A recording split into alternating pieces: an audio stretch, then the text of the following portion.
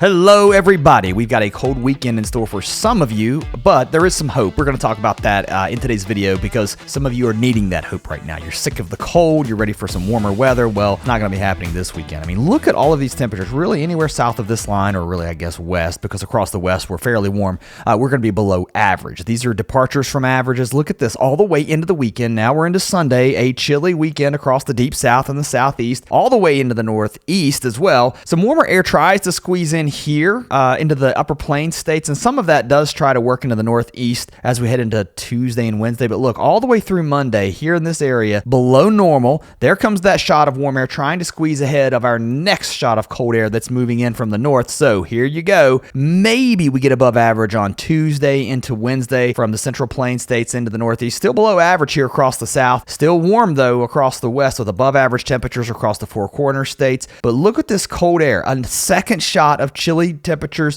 moving into the Great Lakes, eventually into the northeast, again as we head into about the middle part of next week. How does that look? Well, it definitely looks cold, but not January cold, maybe misery cold. Temperatures tomorrow morning cold across the northern plains, waking up in some places I think we'll get into the teens and 20s. Look at these high temperatures on Saturday. This would be sometime around peak heating, 4 or 5 p.m. Even across Texas, we're in the 40s with the clouds and the rain, but up here, that is some cold air. Highs only in the 40s. Some places around the Great Lakes may struggle to get into the 30s. Chilly across the south too. More clouds and rain here with temperatures probably in the 60s. Across the northeast, temperatures start off chilly in the morning, and as we move through the day, especially across the northeast, we'll see temperatures fall as this chilly air back across the Great Lakes continues to work off to the east. We'll warm up nicely here across the far southeast, upper 80s, places like Columbia down to Myrtle Beach, even Savannah may be close to 90, but Boston will be struggling to get to 50. And then look, you can see that cold air pushing east as we move through the day, and now we're into the overnight, and temperatures dropping, of course, at night.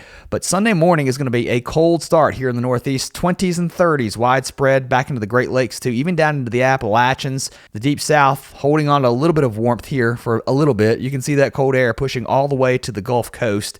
It's, of course, modified cold, so not as chilly. We're still talking about temperatures struggling to get to 50 into parts of the Piedmont of North Carolina and Virginia, 40s and 30s across the northeast. And then look at this, a cold start on Monday morning for northern New England, lower 20s in some spots, so hard freeze here, also up into Michigan and western New York. Now, I'll tell you one good thing, I guess. There's not going to be as much severe weather as what we've seen the last couple of days. Some severe storms possible across the deep south. We could also see a few strong storms here across South Texas as we start to see some return flow here off the Gulf. Some showers and storms start to fire up Saturday morning. So from Dallas all the way over to Texarkana, a wet day here, and that precip moving into parts of Oklahoma too. And look at the snow back up here towards Colorado. You can see clearly some cold air in place. Some of that could spill over into parts of western Kansas and Nebraska too. The rain pushes east. Here we are on Saturday afternoon, getting wet now towards Saturday evening, over toward Jackson in Mississippi, over toward Little Rock, and then the rain moves in for Birmingham, over towards Atlanta as we get into the early morning hours of Sunday. And look, some of these showers here across East Texas could be on the heavy side. Across the East Coast, we've got our front moving through. Here it is, and a few showers and storms along that front too. Possible showers across the Northeast will linger through the early morning hours, and then we'll start to dry out. It'll get breezy, and yes, your eyes don't deceive you. A few snow showers possible around the Great Lakes, up into the mountains here, into northern New England, into northern parts of New York as well. And I would even argue parts of Maine too. Here comes the showers across the south, though. Those will continue to push east as we move into Sunday, and they'll try to spread a little bit further to the north as we move into Sunday afternoon and Sunday evening. And here comes another shot of cold air still lingering and lurking, I guess, to the north. Widening things out a little bit further here on the European model from this afternoon, there's that really cold core of air across southeast Canada that tries to skirt by parts of Maine as we head into Monday, and some warming back here across the central plains states. The rain across the south starts to push out. We dry out at least for a few days, and we stay cool across the northeast. Cool and dry though, so at least it's not raining and damp and nasty. But you've got another system moving your way that will bring the rain back, and another shot of some cooler air will follow this. As we move into Tuesday, the rain starts to pick up around the Great Lakes, and here comes your front through the northeast and also the Ohio Valley. That's going to bring a round of showers and even a few snow showers for parts of northern Vermont, New Hampshire, into parts of Maine.